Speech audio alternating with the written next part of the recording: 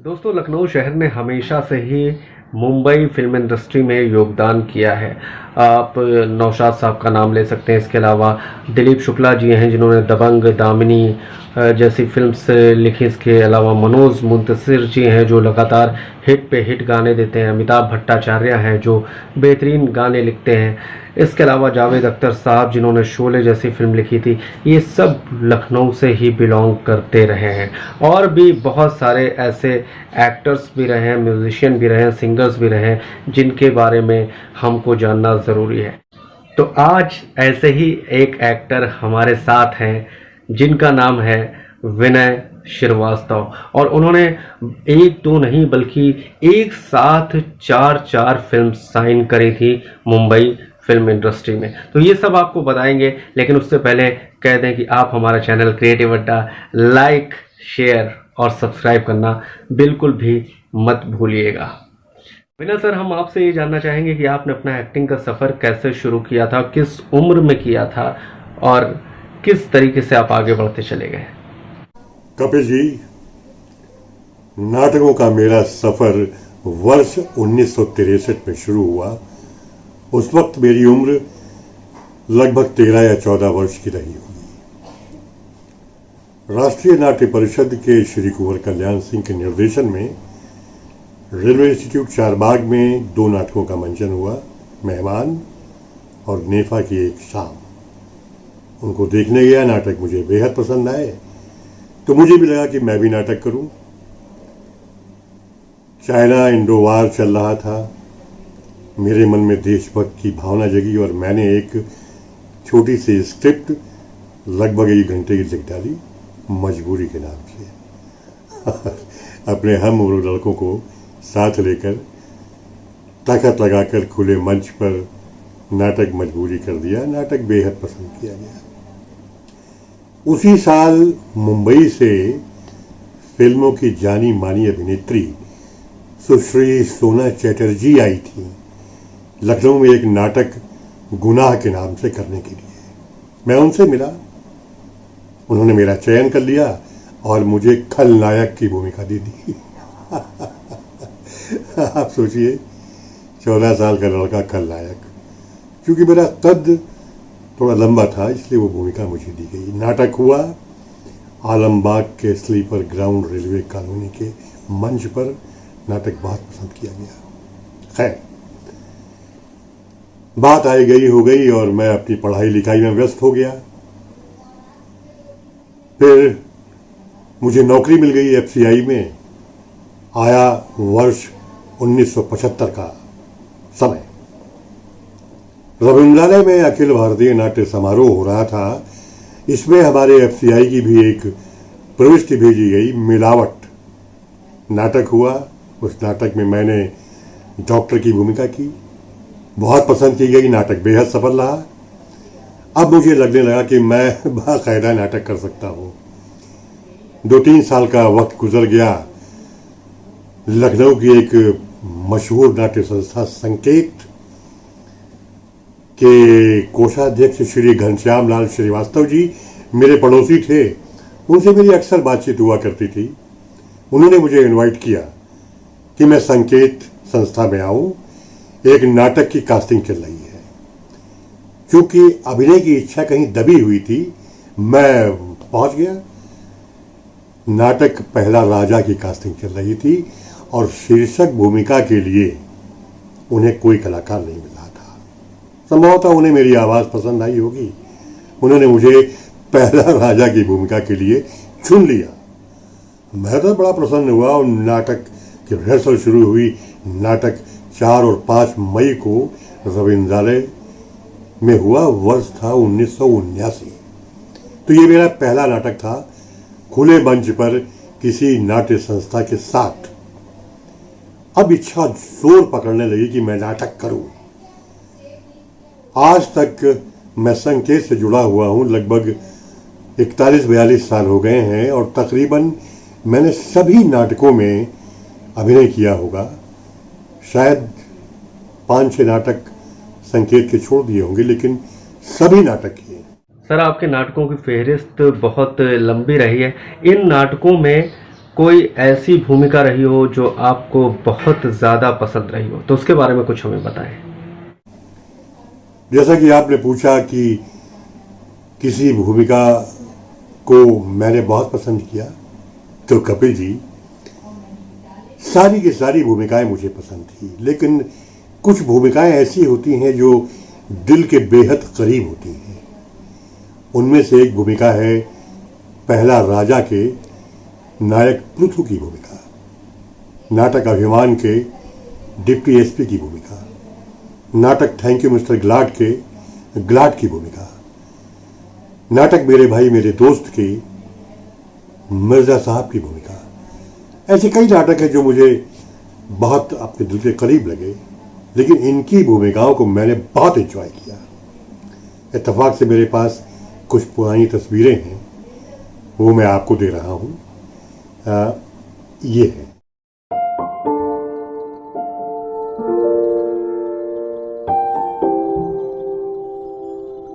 मैंने नाटकों के निर्देशन में भी हाथ आजमाए हैं। हाँ, 8-10 नाटक मैंने निर्देशित किए हैं, जैसे कि बच्चे मन के सच्चे, माटी का घर, सांप उतारा, सबसे बड़ा रुपया, आधी रात के बाद, डॉक्टर, माधवी, अनकहा लखनऊ। कर देता हूं कभी कभी इच्छा बलवती हो जाती है कि नाटक का निर्देशन करूं, तो कपिल जी हो जाता है और लखनऊ के कुछ अच्छे कलाकार मिल जाते हैं, बड़े लोगों का साथ मिल जाता है, हो जाता है जी। जहाँ एक तरफ आपने नाटकों में काम किया और इसके अलावा मुझे ये भी पता चला है कि आप आकाशवाणी लखनऊ से एक रेट के आर्टिस्ट हैं और साथ ही दूरदर्शन के भी। तो ये सब सफ़र करते हुए आप किस तरीके से मुंबई पहुँचे और किस तरीके से आपको फिल्म्स मिली? मुझे पता चला कि आपने बहुत बड़े बड़े एक्टर्स के साथ काम किया है, तो आप अपना वो एक्सपीरियंस भी साझा कीजिए। जी हाँ, मैं आकाशवाणी और दूरदर्शन से भी जुड़ा रहा, क्योंकि अभिनय की एक विधा है, एक प्रकार है वाचिक अभिनय भी, तो उसको धार देने के उद्देश्य से मैं आकाशवाणी के नाटकों से जुड़ा। वर्ष 1979 में मैं वहाँ का अप्रूव्ड ड्रामा आर्टिस्ट हो गया। इस वक्त मैं एक ग्रेड अप्रूव्ड आर्टिस्ट हूँ आकाशवाणी का, और तकरीबन 1000 नाटक, धारावाहिक, फीचर्स में विभिन्न प्रकार की भूमिकाएं की हैं। दूरदर्शन से भी जुड़ा वर्ष 1979 में, तकरीबन 125 धारावाहिक नाटक किए हैं मैंने। इसी दरमियान छुट्टियों पर मैं मुंबई गया था, वहाँ मुझे मालूम हुआ कि श्याम बेनेगल साहब भारत एक खोज शूट कर रहे हैं। मैं भी चला गया वहाँ उनसे मिलने के लिए। मेरे मित्र राकेश पांडे ने रवि केमू जी से मेरी मुलाकात कराई। रवि केमू जी ने मुझे श्याम बेनेगल जी से मिलवाया और श्याम बेनेगल जी ने मुझे छठ 4-5 एपिसोड्स के लिए साइन कर लिया। अलग अलग कहानियाँ थीं, जैसे चंदा लोरी की प्रेम कथा, Aurangzeb, sir Syed Ahmad, British period. मैंने भूमिकाएं की, अच्छी लगी मुझे।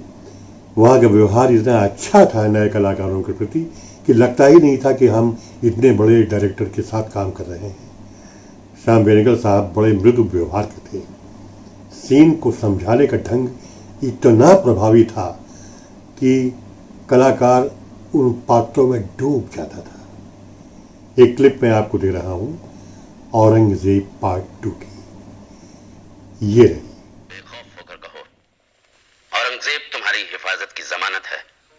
हुजूर, तुर्कनों को हुक्म दिया गया है कि जैसे ही हुजूर आलम पनाह के सामने सलाम के लिए झुके, हुजूर पर खंजरों से हमला कर दिया जाए, यहाँ तक कि खुदा न खास्ता हुजूर।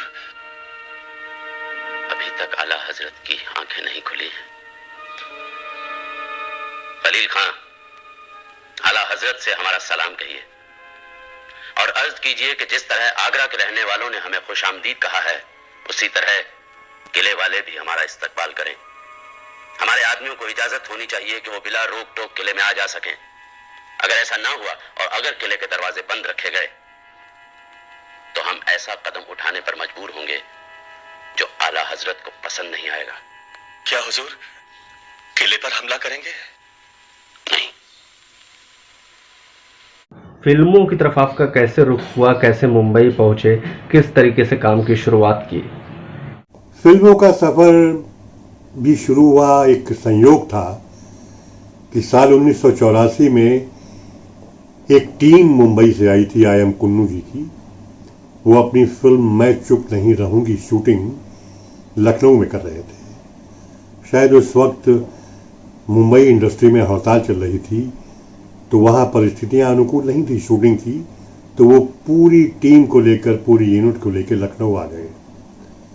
और उनका मुख्य खलनायक वो नहीं आ पाया, वो बीमार पड़ गया। अब ये बहुत परेशान थे कि मैं क्या करूं क्या करूं क्या करूं। किसी ने, उनकी यूनिट के सदस्य ने कहा कि लखनऊ में एक नाटक का मंचन हो रहा है, चलिए उसको देखते हैं, शायद आपको कोई कलाकार उसमें मिल जाए। नाटक हर सिंगार का मंचन हो रहा था, मैं उस नाटक में खलनायक की भूमिका निभा रहा था। नाटक समाप्त हुआ, बहुत पसंद आया। अचानक एक आवाज आई कि मैं आई एम कुन्नू हूं, कल से आप मेरी फिल्म में काम कर रहे हैं। मुझे लगा मैं सपना देख रहा हूं। उन्होंने अपनी जेब से 101 रुपए का शगुन दिया और कहा कल से आप शूटिंग पे आए। अगले रोज मैं शूटिंग में पहुंच गया। वो पहला सीन था मेरा फिल्म मैं चुप नहीं रहूंगी का। मुजरा फिल्माया जा रहा था, जिसकी क्लिप मैं आपको ये दे रहा हूं।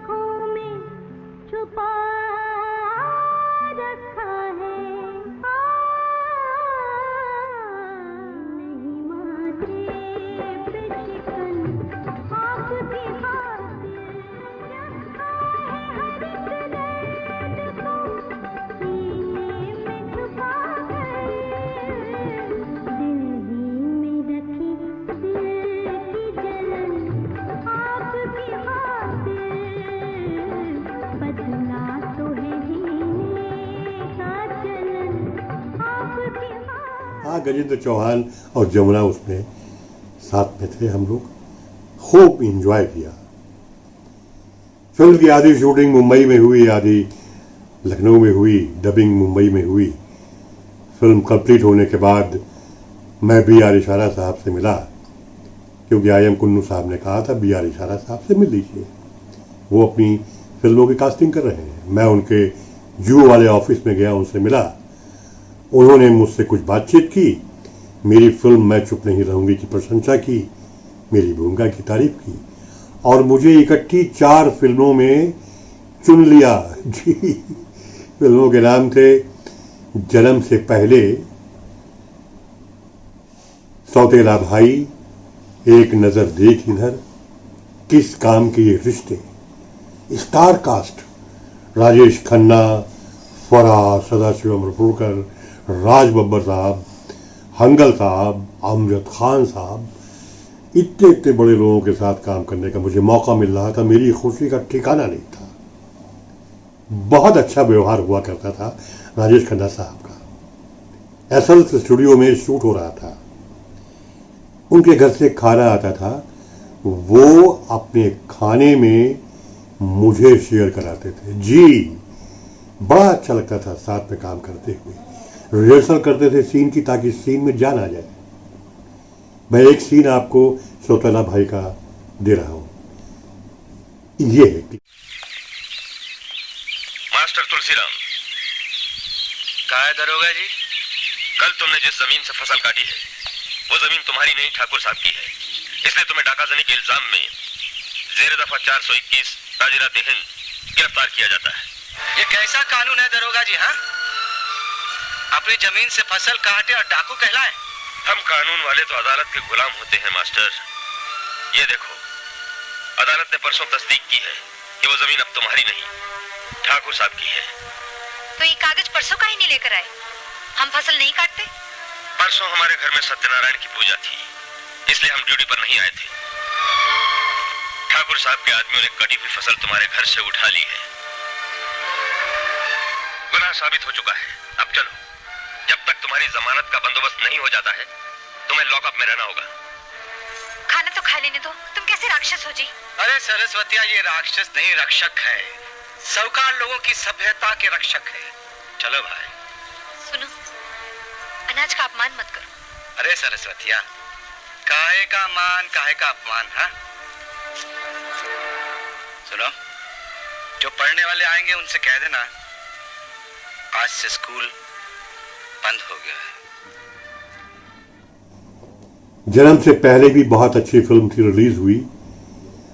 काम करने में बड़ा आनंद आया सदाशिव जी के साथ में और राज बब्बर साहब के साथ में, फराज जी के साथ में। उसका दृश्य ये है। Order order.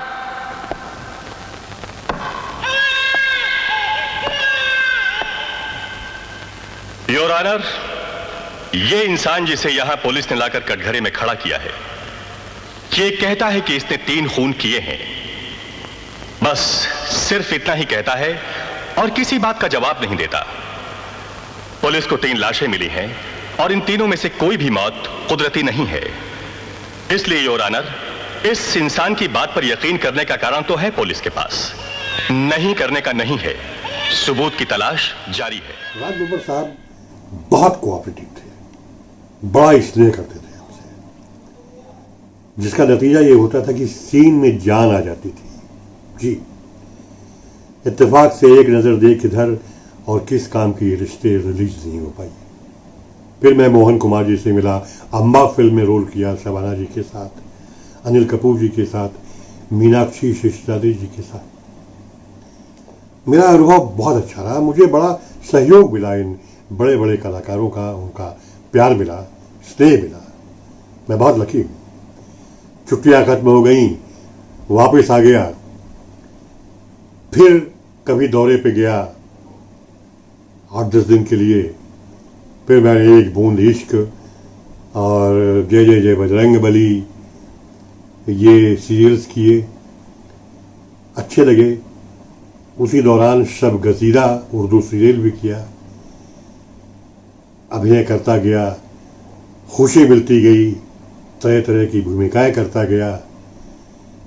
फिर चूंकि सरकारी नौकरी में था इसलिए ज़्यादा समय दे नहीं पाया। फिर 2009 में रिटायर हुआ, खुला आसमान मिला, खुली उड़ान मिली। फिर जो फिल्मकार लखनऊ आया करते थे उनकी फिल्मों में मेरे लायक जो भूमिकाएं हुआ करती थी वो छोटी छोटी भूमिकाएं मैंने की। मुल्क में मैंने ऋषि कपूर जी के साथ काम किया, जिससे क्लिप लगातार लखनऊ में काम होता चला जा रहा है। अब तो बहुत सारी फिल्म शूट होने लगी। आपके ज़माने में तो कभी इक्का दुक्का फिल्म आती थी जहाँ से आपके करियर ने उछाल ली थी। तो अभी बहुत सारे जो न्यू कमर्स हैं, नए एक्टर्स हैं, उन्होंने भी आना शुरू कर दिया, लेकिन उनको राह नहीं पता है कि वो किस तरीके से मेहनत करें, क्या करें। तो उनके बारे में कुछ संदेश देना चाहेंगे आप? नए कलाकारों को क्या संदेश देना चाहता हूँ, मैं उन्हें ये कहना चाहता हूँ कि हमेशा निष्ठा, लगन, परिश्रम और पूरी ईमानदारी से काम करना। रोल की लंबाई मत देखना, डेप्थ ऑफ रोल देखना, लेंथ ऑफ रोल मत देखना, और नेगेटिविटी को कभी अपने ऊपर हावी मत होने देना। हमेशा पॉजिटिव रहना। अनंत शुभकामनाएं। थैंक यू सर, आपने हमसे बातचीत की, इसके लिए आपका बहुत बहुत धन्यवाद। तो दोस्तों, ऐसे ही और कलाकारों को हम अपने चैनल क्रिएटिव अड्डा पर लेकर आएंगे, लेकिन उससे पहले कह दें कि आप हमारा चैनल क्रिएटिव अड्डा लाइक, शेयर और सब्सक्राइब करना बिल्कुल भी मत भूलिएगा। तब तक के लिए अपने दोस्त कपिल को दीजिए इजाज़त। जय हिंद।